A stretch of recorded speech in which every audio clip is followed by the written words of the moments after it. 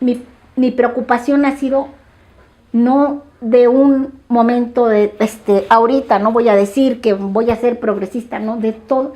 Sí, a ver, si por progresista se entiende una responsabilidad social, sí soy progresista. Okay. Si se entiende así, ¿sí? Es una preocupación por los que están en una situación de vulnerabilidad, por las personas que carecen de recursos, por aquellas personas que no tienen acceso a un abogado, porque quien tiene acceso a un abogado es quien puede pagarlo, ¿no? Si tienes, por ejemplo, un amparo, por muy barato que te cueste, 5,000 pesos.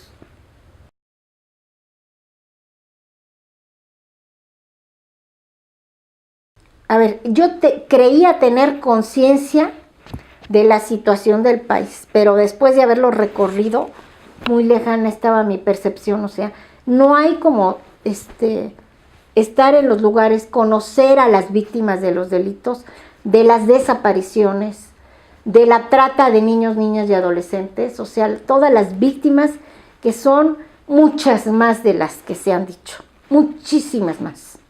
Entonces, cuando estas personas, cuando fuimos con los foros, o sea, sería muy difícil que no te tocaran el corazón. Es esto. O sea, y quedarse indolente. Totalmente indolente. Es una realidad que no se merecen los mexicanos y no nos merecemos a México. Así. O sea, y es una preocupación válida y real. Y yo sí creo que se puede modificar desde la Suprema Corte esta situación. Totalmente. O sea, al momento de jalar o atraer una situación vinculada con un desaparecido y decir, perdón, pero hay que garantizar el acceso a la justicia, verdad y justicia. Con padres de desaparecidos que tienen recursos, ¿no? Porque son ellos los que se ponen a buscar a sus familiares.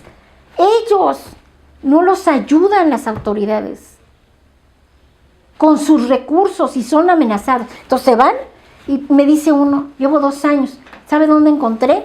Desapareció aquí, en la Ciudad de México, aquí. Una chica veracruzana, la encontró en el semáforo de Chihuahua. Ahora, los de los trailers, forma de entregar los restos, eran desaparecidos. Pues a ver ahí, ¿qué encuentran? 2 años en descomposición.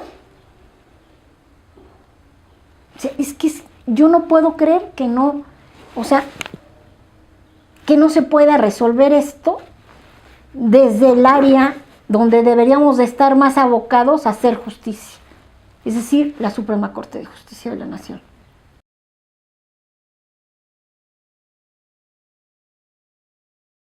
Una de las grandes carencias, y más siendo abogada, que me duele mucho, es las grandes injusticias que se cometen en nuestro país. Y a nivel legal, o sea, si tienes un abogado, y eso deberíamos de cambiarlo, también lo promovería, sería que toda persona tuviera derecho a acceso a la justicia, lo cual significa que no necesitas tener acceso a recursos y con ello acceso a un abogado. Es que todos deberíamos de tener garantizada un derecho fundamental, porque es la puerta para todo el ejercicio de todos los demás derechos.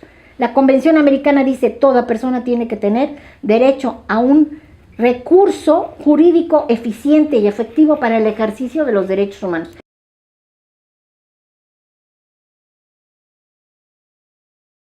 De caso de ser elegida, y espero así pasar mi mandato, como una ministra cercana a la población, ¿sí? Totalmente cercana. No, mi preocupación es esa, la fundamental. O sea, no es estar aquí, sino es, por ejemplo, los temas que se tratan con las mujeres. La mayoría piensa que no se puede hacer nada en la Suprema Corte. Se puede hacer mucho por los desaparecidos, por aquellos que padecen la trata de niños, niñas y adolescentes, o sea, por muchísimas personas. Más basta atraer el asunto. Con eso. Si se atrajo lo de la cuestión de la marihuana, O sea, que no podamos atraer un asunto de desaparición y con ello derivar un criterio. O sea, no podemos seguir con esas velas, ¿no? Aquí no pasó nada, no sucedió nada, todo está tranquilito.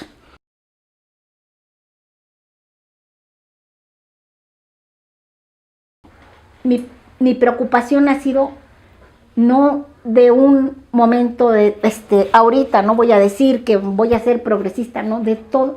Sí, a ver, si por progresista se entiende una responsabilidad social, sí, sí soy progresista. La Convención Americana dice toda persona tiene que tener derecho a un recurso jurídico eficiente y efectivo para el ejercicio de los derechos humanos. En México es el amparo, no hay otro. Nada más hay que ver lo que se tarda, ¿no? En el proceso del amparo, y que todos no tenemos el acceso a los abogados. No lo tenemos. Y las personas, la inmensa mayoría, está dependiendo de la defensoría de oficio, y yo quiero ver si todos los defensores de oficio tienen la debida preparación para llevar estos asuntos.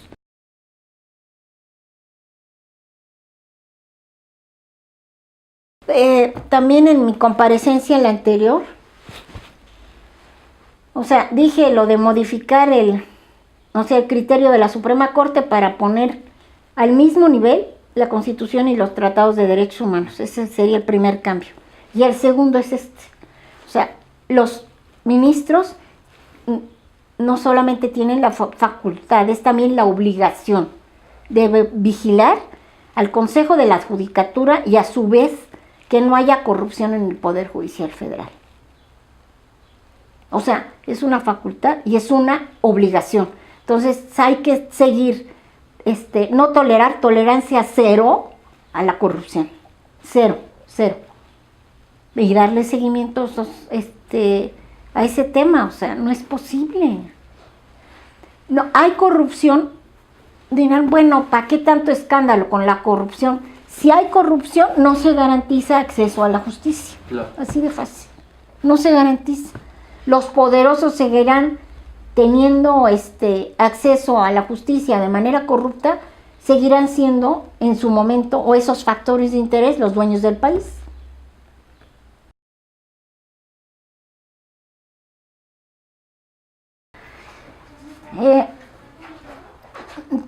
A raíz de la salida o de que terminó su función como ministro de la Suprema Corte, José Ramón Cosío, que era el único académico que quedaba en la Suprema Corte, porque tenemos de carrera judicial, y los otros externos son abogados postulantes. ¿Por qué es necesario que haya un académico y qué es lo que puede proporcionar a la Suprema Corte, a los otros ministros?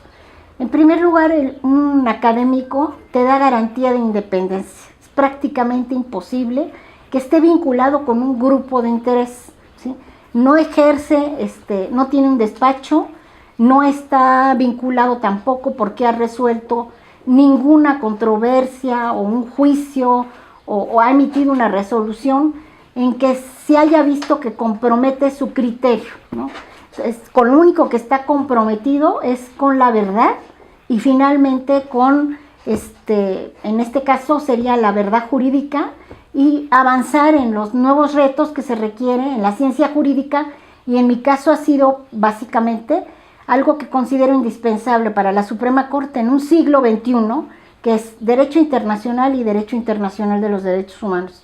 O sea, no se puede, nuestra Constitución no se ha reformado desde 1917, acabamos de festejar, ¿no?, el Día de la Constitución.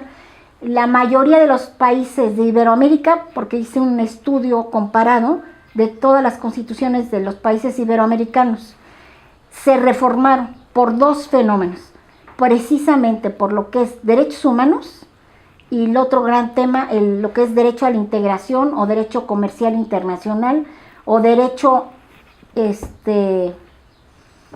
pues sí, de lo que es las transnacionales, la inversión extranjera, toda la apertura comercial y globalización.